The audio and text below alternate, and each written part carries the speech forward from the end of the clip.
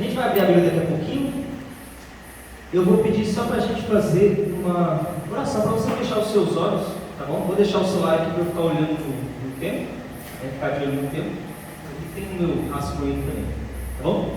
Então, vou convidar que você feche seus olhos para a gente poder orar. Oremos então. Pai, obrigado pela oportunidade de estar aqui na tua casa, mais uma vez, mais uma noite. Amém. A gente vai estudar a tua palavra, Pai. Por favor, eu peço que o nosso coração, o nosso ouvido esteja sensível para ouvir a tua voz. Por favor, que o teu Espírito Santo trabalhe em nosso coração, fale no nosso ouvido e que a gente possa ouvir a tua voz, sair hoje, quem sabe, com uma decisão diferente, com um coração diferente. Por favor, Pai, isso que eu peço, em nome de Jesus. Amém. Amém. Amém. Queridos, hoje é Semana Santa. Eu não sei se vocês se lembram o que aconteceu no domingo da Semana Santa, não no domingo da crucificação, no domingo da ressurreição, né? É o quê? Domingo de Ramos é o que, quando Jesus entra lá em Jerusalém, né? Que o pessoal sauda ele, né? Se você ler lá o relato lá em Lucas, não lembro exatamente o capítulo, se é o 20, 22. É curioso que assim, Jesus ele entra na cidade, né? No jumentinho, e o povo está todo saudando ele, né? Com as folhas lá de palmeiras e tal, aquela coisa toda, né?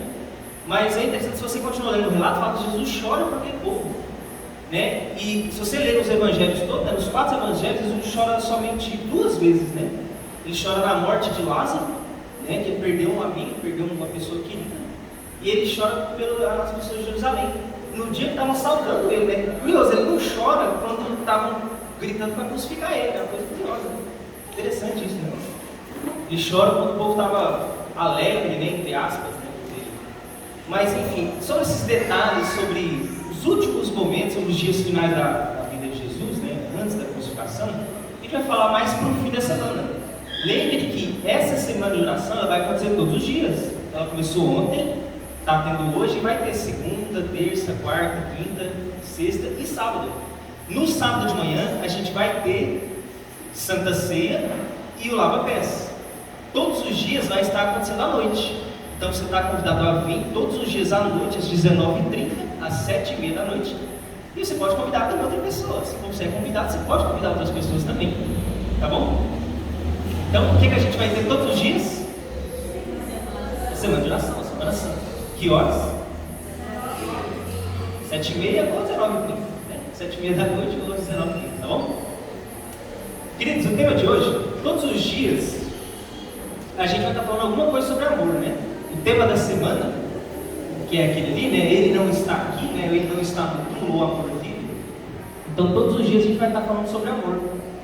E hoje, especificamente, a gente vai estar só falando sobre o amor que vive na família. Eu queria começar com um texto bíblico, Eclesiastes, capítulo 9.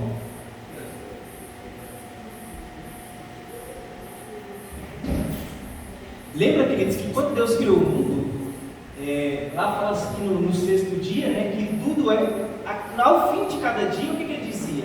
Das várias coisas, né, que as coisas eram boas, viu Deus que era bom, viu Deus que era bom, era algo bom. E no 6º dia, é interessante que ele vai dizer assim que, e viu Deus que tudo era muito o quê? Muito bom, muito bom.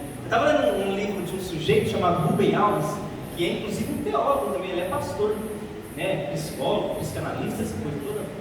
É interessante o pensamento dele, que eu acho muito legal. Ele vai dizer o seguinte, depois daqui a pouco a gente vai ler o texto de Eclesiastes que eu falei, Eclesiastes 9, né?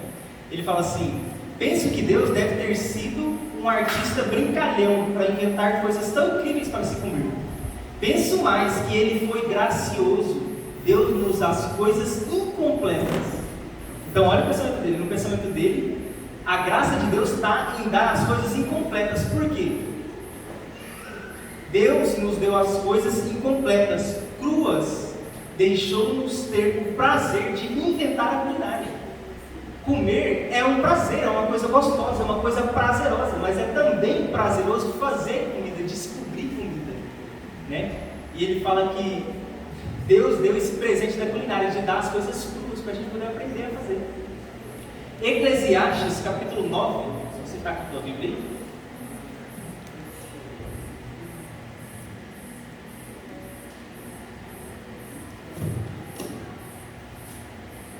Eclesiastes capítulo 9, a gente vai ler dos versos 7 em diante. Vai dizer o seguinte, olha. Vai, pois, come com o quê? Alegria.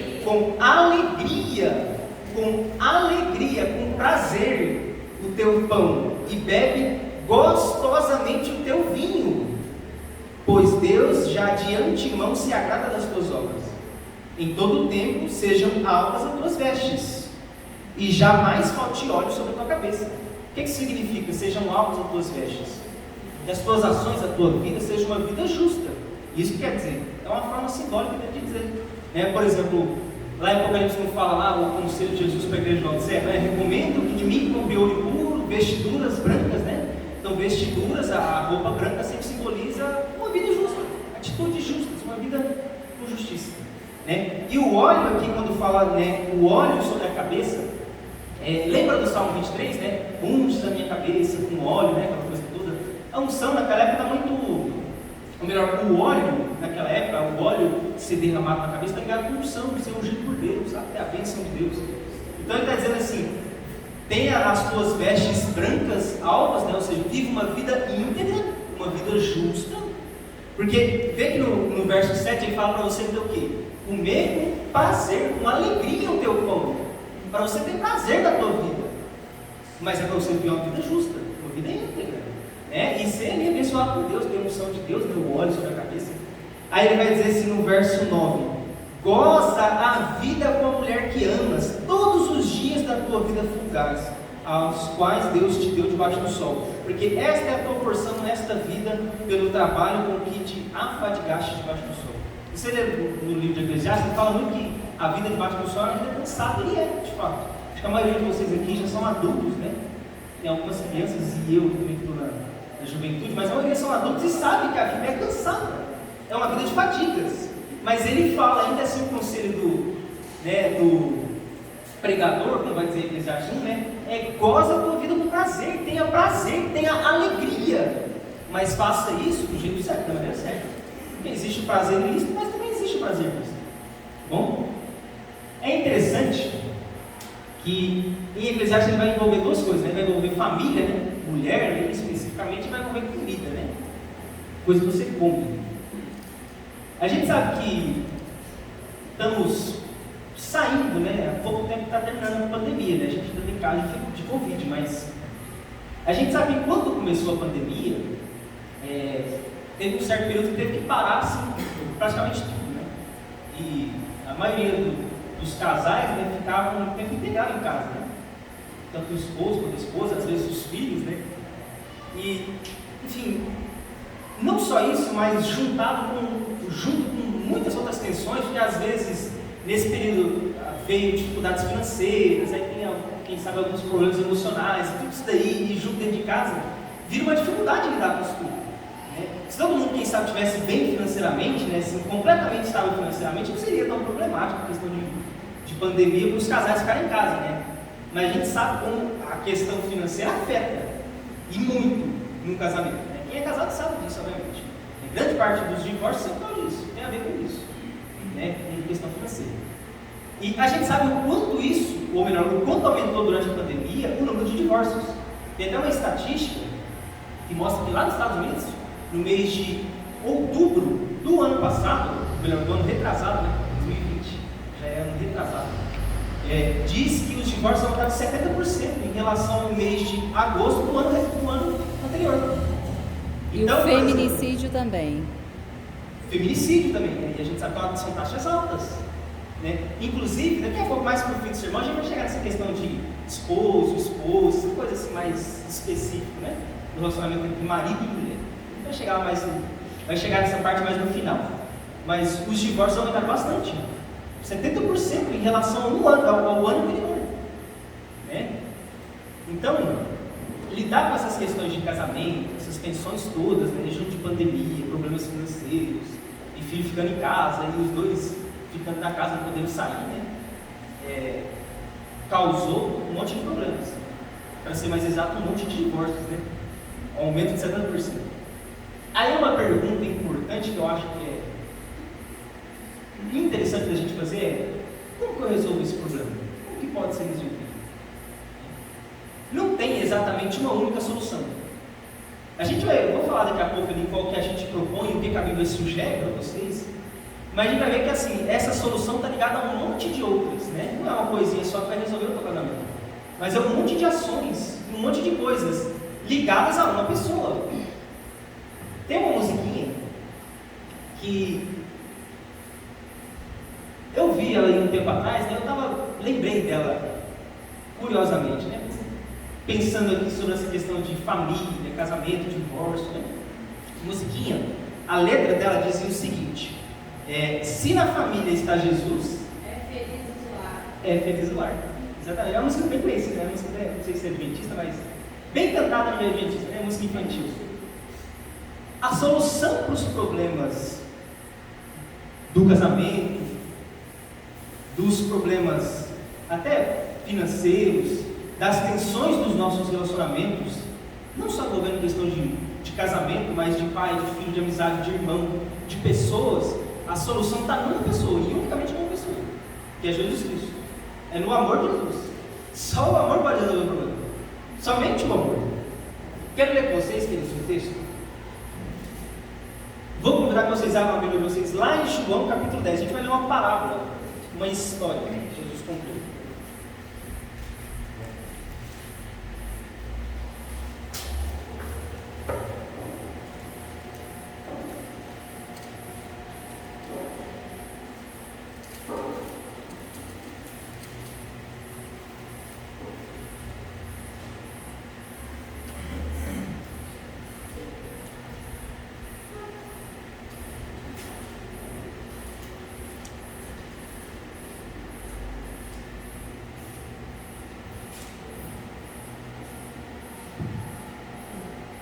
Evangelho de João, capítulo 10.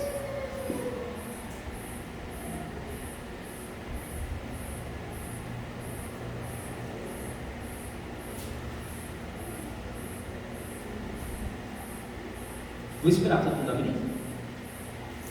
Evangelho de João, capítulo 10. A gente vai ler a partir do verso 1. A gente vai ler uma boa parte desses versos, dessa parábola que Jesus conta, né, dessa história, ou dessa história, né, o erro de historinha inventada de Jesus. Que é ilustrar alguma coisa, um ensinamento.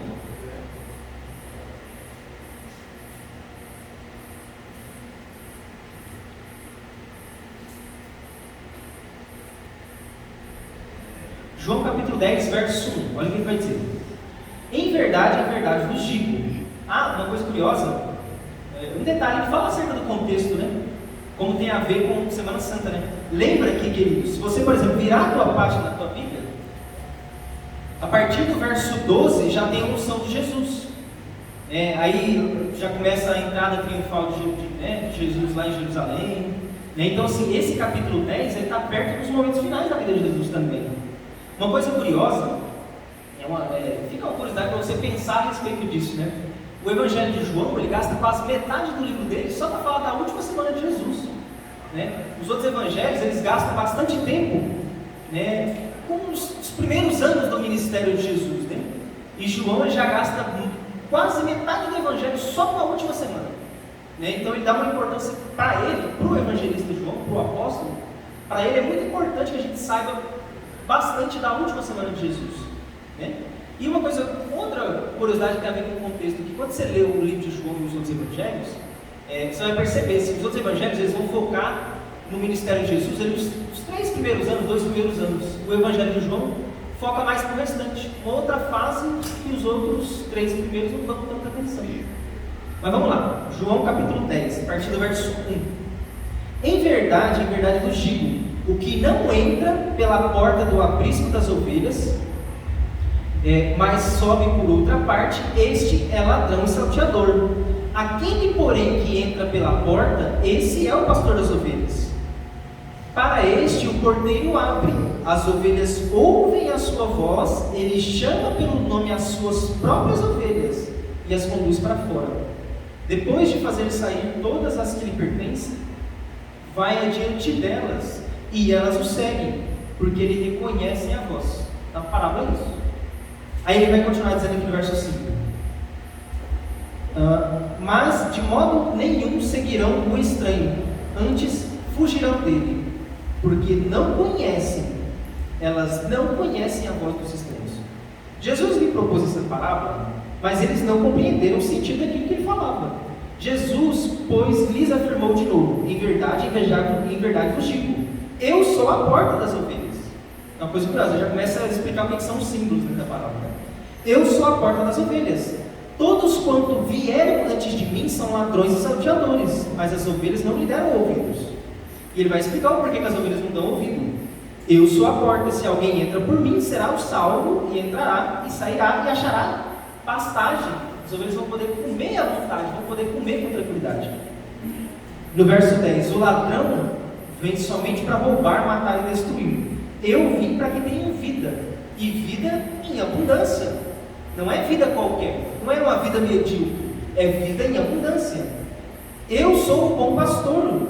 O bom pastor dá a vida pelas ovelhas. No verso 14 ele repete de novo: eu sou o bom pastor, conheço as minhas ovelhas, e elas me conhecem. Então essa parábola, Jesus ele é tanto a porta quanto o pastor. E aí inclusive ele fala assim, que as ovelhas seguem ele por quê? Porque elas conhecem ele. Elas conhecem a voz do pastor. E ele fala, elas não seguem o salteador, o ladrão, porque elas não conhecem o ladrão e o salteador. E é curioso que ele fala assim, né? Eu saio pela porta e eu vou adiante. Ou seja, eu vou guiando o caminho, elas vão atrás, e eu levo elas até algum lugar onde elas vão poder pastar em segurança. Essa parábola pode nos ensinar algumas coisinhas, algumas lições. E eu acho que a primeira delas, e mais importante, é de que só Jesus é digno de confiança. Nessa parábola não existem dois pastores bons, existem somente um. Né? Quando a gente vai para o Salmo 23, lá fala assim: o Senhor é meu pastor. E ele não vai continuar dizendo, e Baal também é meu pastor, ou eu posso ser meu pastor. O Senhor é meu pastor, somente o Senhor. Né? Na vida, nós como ovelhinhas de Jesus, só podemos ter um pastor. Só podemos confiar em um pastor. A segunda lição que eu acho que é importante é que somente o pastor pode dar vida em abundância. Só o pastor pode conduzir as ovelhas para um lugar que tem pastagem boa. Você vê que o ladrão ele vem para matar, roubar e destruir. Ele vem para fazer a tua vida no inferno, uma desgraça, uma vida sem prazer, sem alegria. O pastor, somente o pastor pode dar vida de qualidade, pode dar vida com abundância, pode dar vida de verdade, vida eterna, né? Só o pastor pode dar paz. Jesus não mudou muito dizer, né? Paz, e paz que só ele tem. O mundo não dá a paz que ele tem. Ele mesmo falou: eu não dou a minha paz como o mundo dá, e a paz que eu dou, o mundo não tem dessa. Então a primeira lição é: só o pastor é digno de confiança, somente ele, nem nós mesmos, né? Porque pensa que a ovelha, e acho que ilustra muito bem como é o ser humano, né? Como é a dependência do ser humano. Nem todos somos dependentes. Porque, por exemplo, se você olha para um bezerro recém-nascido, eu acho que alguns minutos já é suficiente para ele se levantar e andar, né? Não é igual o ser humano que demora 10 meses, às vezes, né, 11 meses, 1 ano para andar. Para começar a andar, né? Às vezes vai falar, não sei, 2 anos, 3 anos, né? Então, olha quanto somos dependentes. Eu não sei quanto tempo sobreviveria um neném sem um ser humano, né? Se ele nasce, você deixa ele jogar. E a ovelha representa bem isso, porque uma ovelha, ela até consegue sobreviver sem o pastor, mas ela vai viver provavelmente assim uma vida com mais dificuldades, porque ela vai estar à mercê dos predadores, ou do ladrão, né, no caso da parábola. Ela vai ter dificuldade em achar pastagem, ela vai ter dificuldade em achar água limpa. Com o tempo a lã dela vai crescer, e com os anos a lã dela vai ficar pesada. Então, a ovelha é dependente do pastor, não é igual um lobo, bezerro ou qualquer outro tipo de animal que consegue sobreviver sozinho. A ovelha precisa de cuidados. E na parábola, só uma pessoa, só um ser nesse universo pode ser o nosso pastor, pode cuidar da gente e pode dar vida. O terceiro e última lição que eu quero ressaltar dessa parábola, antes de ir para a próxima sessão do sermão, e a última, próxima e última, é que somente quando temos companheirismo com Jesus é que vamos poder ouvir a voz dele. Lembra que a parábola ele falou assim: as ovelhas conhecem a minha voz. Como que uma ovelha ela cria intimidade com o pastor? Vivendo com o pastor, né? Ela passa tempo, ela é criada com o pastor, e aí ela cria relacionamento com o pastor. Na vida diária também é assim. A gente não consegue ter uma vida com Jesus se a gente não pensa nele, se a gente não fala com ele, se a gente não se abre para ele. Uma vez eu já falei isso daqui uma vez, e vou repetir porque tem alguns que não estiveram naquele dia. Ellen White vai dizer assim que a oração é o abrir o coração a Deus, quando a gente faz o quê? A um amigo. E tem uma definição boa do que é a amizade. Tem um autor mineiro, inclusive, né, Guimarães Rosa, ele vai dizer que amigo é aquele que eu posso ser desarmado, que eu posso ficar sem máscara, desarmado. Amigo é esse. Porque assim, na vida da gente, a gente consegue colocar muitas máscaras, a gente veste muitas máscaras. Infelizmente isso é normal.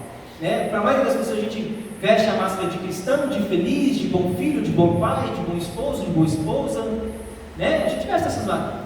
Mas dentro de casa, o marido, o esposo, às vezes o filho, conhece a pessoa do marido, conhece, sabe quem é. E com Jesus, essas máscaras não funcionam. Você não vai ter um bom relacionamento com Jesus enquanto você manter essas máscaras. Enquanto você, na linguagem do autor que eu citei, Guimarães Rosa, não estiver desarmado para falar com Jesus, ser quem você é mesmo, do jeito que você é, com os defeitos que você tem, com os erros que você tem, não vai fluir o teu relacionamento.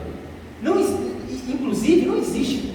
Provavelmente, se na vida a gente tem, quem sabe assim, que dá para contar poucos amigos, no momento, E amigos que eu estou dizendo nesse sentido, de você ser quem você é, desarmado, sem máscaras.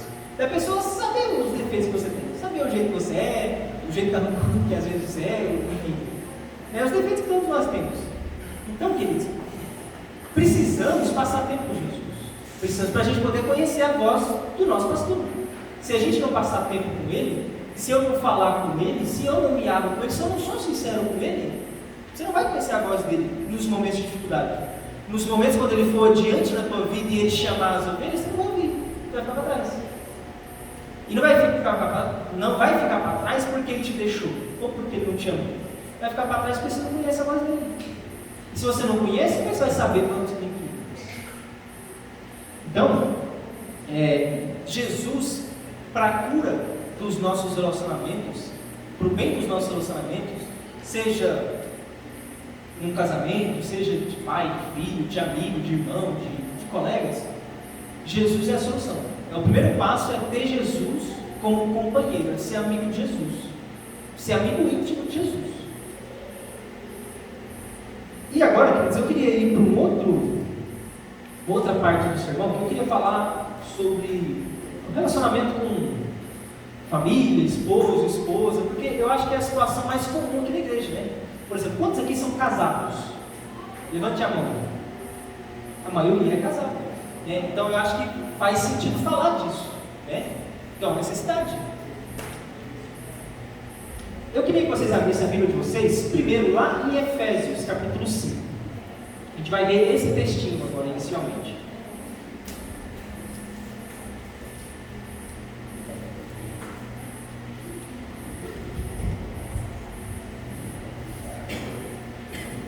Queria fazer uma pergunta aqui para vocês. Qual que é o maior exemplo de homem que vocês conhecem? E que homem aqui, e com homem aqui eu não estou querendo dizer ser humano no geral. Estou querendo dizer homem, macho, masculino. Qual que é o maior exemplo que vocês conhecem? Oi? Seu pai, aqui. Você mesmo, aqui. Vocês acham que, vocês concordam comigo, pelo menos para mim, de que o maior exemplo que a gente tem na história de um homem, e com um homem eu estou dizendo não é ser humano geral, homem masculino, homem macho, é Jesus? Jesus. Vocês concordam? Sim. Não sei vocês, eu estava vendo uma reflexão de um pastor na internet, um pastor adventista, e ele falando sobre masculinidade, E ele falando assim, o quanto que a vida de Jesus, o exemplo dele humilha todos nós que somos homens. Porque em todos os aspectos que a gente pensa, Jesus, ele foi melhor do que a gente pode fazer. Ele foi melhor filho, ele foi melhor amigo, E ele fala, um amigo, o amigo dá a vida pelos amigos, e ele fez isso, ele amou os amigos, E nessa reflexão que eu estava ouvindo, o pastor dizia o seguinte, ele falava assim, ainda bem que Jesus não casou, e se ele casasse, aí ia ser uma humilhação maior ainda. Porque o casamento de Jesus, se ele fosse esposo, ele ia mostrar pra gente o quanto somos péssimos esposos, Esse pastor, no caso, que falava assim, que só é casado, E de fato, se a gente começa a pensar em Jesus como exemplo, em Jesus como padrão, e daqui a pouco a gente vai ler um textinho de Paulo, e Paulo coloca Jesus como padrão, como alvo que a gente tem que buscar alcançar, a gente se sente humilhado. Seja eu como homem, ou nós como seres humanos no geral. Porque em qualquer aspecto que a gente consegue pensar, ele foi melhor que a gente. E eu lembro que nessa reflexão que esse pastor dava por fundo, ele falava, por exemplo, assim, às vezes, né, o homem ele não aceita levar desaforo para casa, né? E Jesus, na sua masculinidade, Jesus sendo macho, sendo homem, ele levou o desaforo para casa, ele levantava. Isso é um negócio meio que assombra a gente, né? Humilha um pouco a gente, né? O nosso padrão de masculinidade, não é? É um pouco muito alto, né? Curioso isso, né? Pelo menos assim, quando eu paro para refletir, é uma coisa. É muito interessante esse indivíduo Jesus, né? Porque, por exemplo, quando eu penso no indivíduo homem, é coisa de sociedade mesmo, da nossa cultura, né? O homem, ele tem que defender a família, ele tem que defender, né? Mas é meio que uma ideia assim, meio violenta, meio de que machuca, você tem que oprimir, você tem que machucar para defender, né? E Jesus, quando ele vem, quando ele é ferido, talvez, quando ele é xingado, né? Ele, você tem que perdoar, cara, você tem que amar, né? Ele, na sua grande masculinidade, ele faz isso, né? Então, olha que exemplo difícil, né? Exemplo forte para a gente. Paulo, aqui em Efésios, capítulo 5, a gente vai ler o verso 25, olha o que vai dizer. Maridos, amai vossa mulher, como também Cristo amou a igreja, e assim mesmo se entregou por ela. Então, o marido tem que amar a esposa? Sim, tem que amar. E qual que é o padrão de amor que o marido tem que ter? Eu tenho que encurralar os maridos, né? Eu sou casado mesmo. Qual que é o padrão, o nível que a Bíblia estabelece deve ser o amor do marido? Porque quando você vai ver a parte da esposa, ele só fala assim, esposa, sujeitai-vos aos vossos maridos, né? Como se a sujeição da esposa fosse uma coisa maior do que o amor do marido pela esposa, né? Então, qual que é o padrão? Qual que é o indivíduo que serve como padrão para o esposo amar a esposa? Jesus. Oi? A ponto de dar a vida. Amar se precisar dar a vida. Depois de você casar, você vai ser bom. Mas eu casar. Mas lembre. Oi? A hora que você casar, Mateus, eu quero ver se você vai falar isso, né? Mas quem está falando não sou eu. Eu sei que assim, por isso que se dependesse de nós, quem sabe, por exemplo, o meu padrão de masculinidade é o quê? Dá, toma outra. Se dá, vai tomar, né?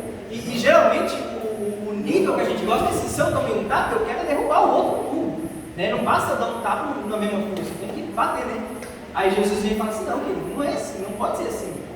Por isso que Jesus, queridos, quando você vai ler lá em Mateus 7, lembra, não sei se você já parou para ler com cuidado e com atenção o discurso do Monte das Bem-aventuranças. Começa lá no capítulo 5 de Mateus e vai até o capítulo 7. Tem uma parte do capítulo 7 que ele vai dizer assim, tomai a cruz, né, me siga lá, entrai pelo caminho estreito, né?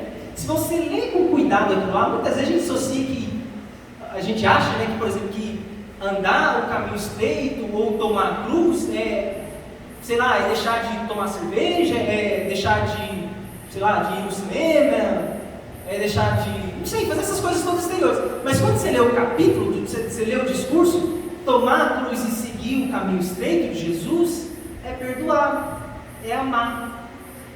Por quê? Porque é uma coisa difícil, porque não é fácil. É uma coisa que vai contra a nossa natureza. Lembra que a nossa natureza é uma natureza orgulhosa.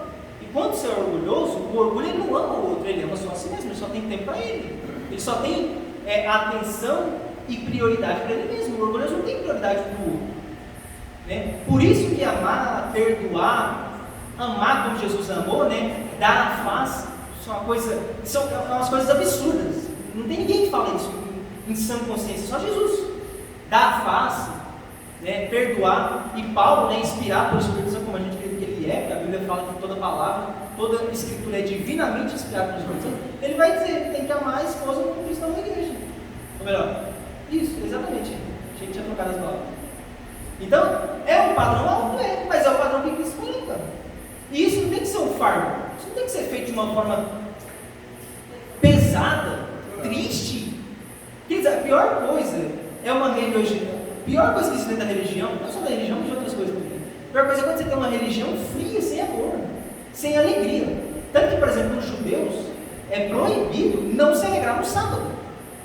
A gente, não sei de onde a gente vê essa imagem de que Deus é um sujeito sério, sentado numa cadeira. Não é. Não é. A gente não leu lá em Eclesiastes, não leu em Gênesis, não citei em Gênesis para você. Tudo que ele criou era bom, era alegre, era prazeroso. E tem que ser assim também. O amor é para ser uma coisa prazerosa. Deus não é masoquista para querer que a gente fique amando sofrer, amando apanhar. Não é esse tipo de coisa. Não é esse tipo de sofrimento. Mas o amor tem que ser uma coisa prazerosa, uma coisa positiva. Jesus, ele gastava tempo com as pessoas. Selecionei até algumas coisinhas interessantes que ele gasta tempo, né? Jesus, você lê lá em Mateus capítulo 6, inclusive, naquele discurso, né, do monte, lá no sermão do monte, né? Jesus, ele gastava tempo para refletir. Ele vai falar assim, olhar os rios do campo, né? Essa coisa toda assim de reflexão. Jesus, ele também gastava tempo para responder pergunta idiota de discípulo. Lembra que eles falavam assim, quem é o maior? Olha que pergunta idiota, isso é pergunta de gente orgulhosa. Quem é maior? Isso não é pergunta de gente humilde. Quem é maior? Quem é casado? Sabe? Imagina se você, não só no casamento, mas em qualquer relação, se você fala assim, eu sou melhor do que você, eu sou maior do que você. Cara, eu acho que isso é uma coisa legal de se ouvir. Você não gosta de ouvir isso, né? A gente gosta de falar, né? Porque dá prazer em eu querer me sentir melhor do que o outro. Né? Isso é coisa de gente orgulhosa, inclusive. Né? Coisa da nossa natureza, querido. A gente gosta de se sentir melhor do que o outro. Né? Mas, enfim, os discípulos também faziam essas perguntas. Né? Ele gastava tempo para responder essas perguntas idiotas que os discípulos faziam, essas perguntas todas. Né? Quem é o maior? Né? Ou em outro momento, né? Ah, pai, quando o Senhor estiver lá no teu reino, né? Eles sempre pensam assim, eles nunca pensam na cruz, nunca pensam no sacrifício, só pensam no reino. Quando o Senhor estiver lá no teu reino, assim, Paulo, eu posso sentar na sua direita? Lembra aqueles que na época que ele sentava dos lados numa refeição, eram os que tinham mais importância. E lembra que na Santa Ceia, de um lado sentou João e do outro lado sentou Judas. Jesus colocou Judas para sentar do lado. Né? Na refeição naquele contexto, na época de Jesus, a refeição, as pessoas que sentam do lado, que sentam próximo, né, do anfitrião, é essa que tem mais importância. Por isso Jesus fala assim, olha, quando você estiver lá numa reunião lá, não sente nos primeiros lugares, sente nos últimos. Né? Dê os primeiros lugares para as outras pessoas. Dê um lugar de importância para outras pessoas. E ele também gasta tempo para estar conosco. Lembra que Jesus ele falou lá, quando ele estava se despedindo dos discípulos, né? Lá em Mateus capítulo 28, ele falava assim, eis que estou convosco todos os dias. Ou seja, Jesus ele gasta tempo para estar com a gente. Ele quer estar com a gente. Ele quer viver com a gente. Ele quer ter a intimidade que o pastor tem com a ovelha. Intimidade a tal ponto de quando o pastor sair, a ovelha vai junto. E vai porque conhece a voz do pastor. E conhece por quê? Porque tem intimidade com o pastor. Porque passa tempo com o pastor. Muitas pessoas, elas gostam de ouvir mais as pessoas falando sobre Deus do que ouvir Deus falar sobre si mesmo. É muito fácil, inclusive, eu ia até colocar esse verso aqui na nossa reflexão, mas não coloquei. Mas é muito fácil, por exemplo, ser somente ouvinte. É muito fácil para mim ser somente um pregador, alguém que fala na frente. É muito fácil. Falar é muito fácil. Ouvir é muito fácil. Né? E vestir a vestidura de cristão também é muito fácil. Não é tão difícil, não é uma coisa tão complicada. E a gente até se sente bem, né? Porque sente que está fazendo o papel de cristão. As pessoas me veem como cristão. Mas passar tempo com Deus e ouvir a voz de Deus, né? Um versículo que eu ia colocar aqui, eu só li ele, pensei em colocar, mas eu coloquei. Tem aquele verso de Jesus que fala assim que o sábio é semelhante àquele que ouve as minhas palavras e as pratica. Aí ele vai dizer, é como o homem que pega a casa, faz o fundamento, né, o alicerce, aquela coisa toda, e constrói a casa. E aí quando vem a tempestade, a casa não existe. Agora o homem tolo é aquele que ouve, né, mas não pratica. Ele até constrói uma casa também, mas a casa dele não tem tanto alicerce, não tem tanto fundamento. E a tempestade quando vem derruba a casa. Os dois constroem casas, os dois recebem tempestades, tanto o sábio quanto o tolo. Mas o sábio, ele resiste às adversidades, ele resiste às provações, às tentações, às lutas, porque o alicerce dele é Jesus. Inclusive, eu acho que tem um verso que, para mim, é uma fala muito forte de Tiago, né, irmão de Jesus, que ele diz que assim, está lá em Tiago capítulo 2, verso 17, ele fala assim: creem que Deus é um só? Faz bem, até os demônios creem e tremem.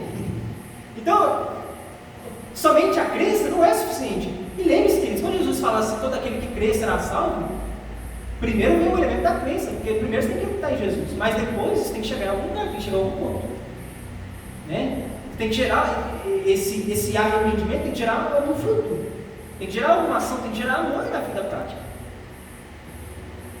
Uma coisa, e é com isso que eu vou finalizar, uma coisa que pode facilitar, quem sabe, a tua família, né, o crescimento espiritual, é culto espiritual mesmo, culto familiar. E eu vou sugerir 3 cultos que a Bíblia fala, 3 versos, né? O primeiro deles é o culto individual. Não vou ler os versos, não vou citar. Lembra que Jesus fala assim: entra no teu quarto, fecha a porta, e fala com Deus. E se você ler o contexto lá, que é lá em Mateus 6 também, ele está falando ali sobre orgulho e humildade, né? Tem muito a ver, porque assim, ele fala com os fariseus, né? Eles oravam assim, nas praças, né?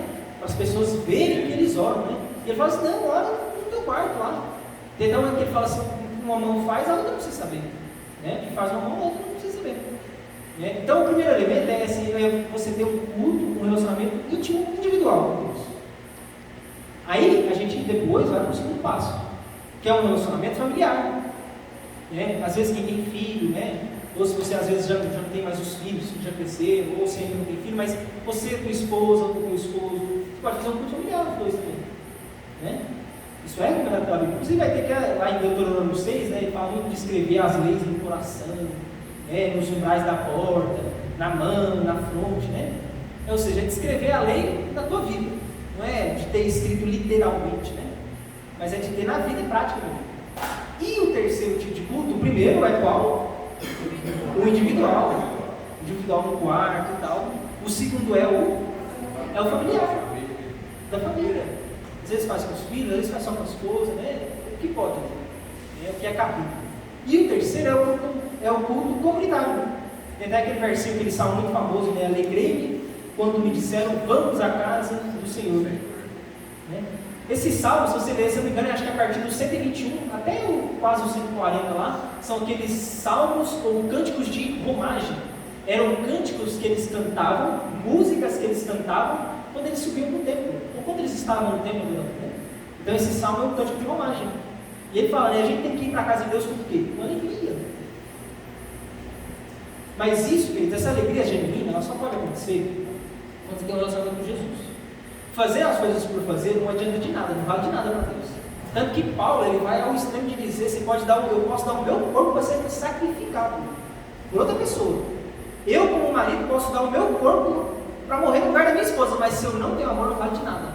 Porque para Deus, mais importante que a ação é a intenção. Porque as boas intenções, por mais que exista identidade de boa intenção e o inferno está cheio, mas para Deus as intenções vão levar a boas ações. E mesmo que às vezes possam haver mal entendidos, Deus ainda assim, ele é misericordioso, ele tem bom senso, ele entende as intenções. Lembra lá no caso do pessoal levando oferta, né? Tem a mulher que leva a viúva, né? A viúva pobre. Lembra, queridos, na época de Jesus, no período da Bíblia, as classes de pessoas que mais sofriam eram a viúva, o órfão, o pobre e o estrangeiro. Tanto que em Deuteronômio, na época de Moisés e no período dos profetas, Deus vai dar sérias advertências para o povo de Israel porque eles não cuidavam dessas classes. É como se fosse comparável hoje em dia ao órfão, hoje o órfão sofre, mas ao mendigo, que é o pobre.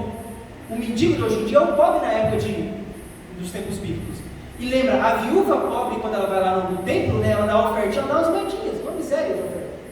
E o outro lá dá um saco de moeda. E para Deus, qual que Deus aceitou? Qual é o louvável a Deus? Não é um saco de dinheiro, né? As muitas moedas é a viúva da ofertinha, por causa da intenção. Então, num relacionamento, não basta essas ações todas que, por mais que eu estou enfatizando tanto que o amor ele culmina em ações, né? Ele termina em ações, até que Paulo vai dizer que o fim da lei é o quê? Na verdade, o fim da lei é Cristo, mas ele fala que o cumprimento da lei é o amor, né? O cumprimento da lei é o amor. E a lei, se você olhar, são ações, né? Não vai mentir, você não vai amar a Deus sobre todas as coisas, né? Amar o próximo de mesmo, né? Que é como Jesus define a lei, né? Mas isso só acontece, isso só pode ser bom quando você se relaciona com Jesus. Porque quando você conversa com Ele, quando você se abre para Ele, Ele vai te ajudar a fazer as coisas com mais amor. E esse amor que Ele vai colocando no teu coração, o amor que é fruto do Espírito, está lá em Gálatas 5, né? Esse amor que vai sendo colocado no teu coração vai terminar em ações práticas. Né? Porque a gente costuma dizer que o amor é um verbo, né? Ele é conjugado no verbo. Né? Amar é um verbo, e o verbo é uma ação. Né? Então, queridos, eu queria fazer um convite para vocês hoje. Diante de tudo isso aqui que vocês ouviram, você quer, você pretende, você tem o desejo de ser mais íntimo do pastor? De ter mais intimidade com a voz do pastor? De conhecer o pastor pela voz? Sim ou não? Sim. Você quer melhorar os seus relacionamentos? Lembre que eu comecei falando de Jesus sobre os relacionamentos, porque a solução, se você quer simplesmente resolver as coisas sem Jesus, vai ser mais difícil. Você pode até chegar em algum lugar, pode até ter alguns resultados, mas vai ser mais difícil. Por isso que eu falei disso a princípio, e depois fui falar de relacionamento, de marido, de esposa, essas coisas todas. Por isso que eu falei primeiro Jesus. A gente tem que ser íntimo do pastor, a gente tem que ter intimidade com o pastor. Quem aqui quer ter essa intimidade com o pastor? Quer buscar ter essa intimidade? Quer fazer dessa Semana Santa diferente, quem sabe, das outras Semanas Santas, ou diferente das outras semanas? Mesmo que, queridos, a gente, quem sabe, não tem levado a vida mais ou menos, mal conhece a vida do pastor, não é amigo de Jesus. Lembra, queridos, eu vou passar uns minutinhos ali do tempo, mas eu quero dar esse exemplo. A gente costuma dizer, né, que Abraão é amigo de Deus, né, ou até que Davi, né, é o homem segundo o coração de Deus. Mas assim, se eu tivesse tempo, de um outro momento, em outros dias, falar sobre a vida de Jesus, vocês iam ver que Davi era um tremendo desgraçado. Era um terrível de um homem. Eu tenho certeza que não tem ninguém aqui na igreja que é terrível como Davi foi. Nenhum de nós aqui seria, eu acho, né? Por mais que às vezes assim, a gente pode ficar numa raiva de até querer matar a pessoa, mas ninguém mata. Ninguém teria essa coragem de fazer isso mesmo, por mais que a gente dá raiva. Mas Davi, ele teve a ousadia de usar o poder dele, a autoridade que ele tinha como rei, a autoridade que se dava por Deus, Deus constituiu ele como rei, ele usou isso para matar um amigo, para roubar a mulher do amigo. E ele é chamado de um homem segundo o coração de Deus. Mas por quê? Porque ele pensa o que é. Beleza, me perdoa pelo grande pecado que eu fiz, me ajuda a mudar, né? Então ele era um homem segundo o coração de Deus, não é porque ele errava, mas porque, apesar dos erros, ele deixava o pastor continuar conduzindo ele. Então, ser amigo de Deus, ser o homem segundo o coração de Deus, o ser humano, a mulher segundo o coração de Deus, é ser amigo de Deus. Apesar dos erros que você já cometeu, que eu já cometi, que a gente comete, o que a gente vai cometer, mas a gente quer o amor de Jesus, a gente fala, tudo bem, fica tranquilo, não tem problema. Vamos daqui para frente, vamos buscar a verdade, né? Vamos procurar a verdade. A partir de amanhã, queridos, a gente vai continuar a nossa semana de oração. Que horário? Você lembra? 7h30 da noite. Hoje é 9h30. E você está convidado a vir aqui. A gente vai ter outras mensagens, né? Sempre falando sobre esse amor. Cada dia em algum aspecto diferente. Mas você está convidado, você pode convidar outras pessoas. Se você quer ter esse relacionamento firme com Jesus, esse relacionamento íntimo, que às vezes tem as inconstâncias, porque a gente erra. Lembra, queridos, que lá no Salmo 23, lá fala assim: o Senhor é meu pastor, né, nada me faltará, guia-me por pastos verdejões e tal, a tua vara e o teu cajado. O que a vara faz? A vara, às vezes, dá umas batidas na ovelha, para a ovelha aprender a ser obediente, para ela aprender a obedecer o pastor. Então, às vezes, a gente erra, não tem problema. A gente tem que aprender a lidar com o erro, aprender a consertar o erro, que é corrigir, a melhorar os nossos relacionamentos, a ser aquilo, né, que Isaías vai chamar de reparador de brechas. Né? Todos os relacionamentos têm brechas que a gente faz, o outro faz, infelizmente, o que ambos fazem, né? Mas a gente pode ser reparador de brechas com Jesus. Sem Jesus não vamos conseguir. A gente pode até dar o corpo como sacrifício, mas não vai adiantar. Sem amor não vai adiantar. Os relacionamentos vão continuar sendo egoístas, orgulhosos? Tem uma frase e com ela eu finalizo, uma frase de Ellen White, que ela diz assim, olha, se o orgulho e o egoísmo fossem colocados de lado, 5 minutos bastariam para remover a maioria das dificuldades. Não é? Jesus não é orgulhoso, mas ele deixou tudo que ele tinha, né? Que não era nada de mim, mas ele deixou tudo para poder estar junto da gente, a gente poder ter acesso ao perdão, poder ter uma vida em abundância. Jesus ele quer te perdoar, mas quer te dar uma vida em abundância. Você quer ter uma vida em abundância, quer ter alegria, quer ter prazer. Deus criou as coisas para serem boas, para serem alegres, para serem prazerosas, para serem gostosas. Deus criou as coisas para serem assim, os relacionamentos para serem assim, o trabalho para ser assim, a família, o casamento é para ser uma coisa gostosa, prazerosa, boa. E o chamado de Jesus é: você quer? Se você quiser, então se coloca de pé que a gente vai fazer uma oração.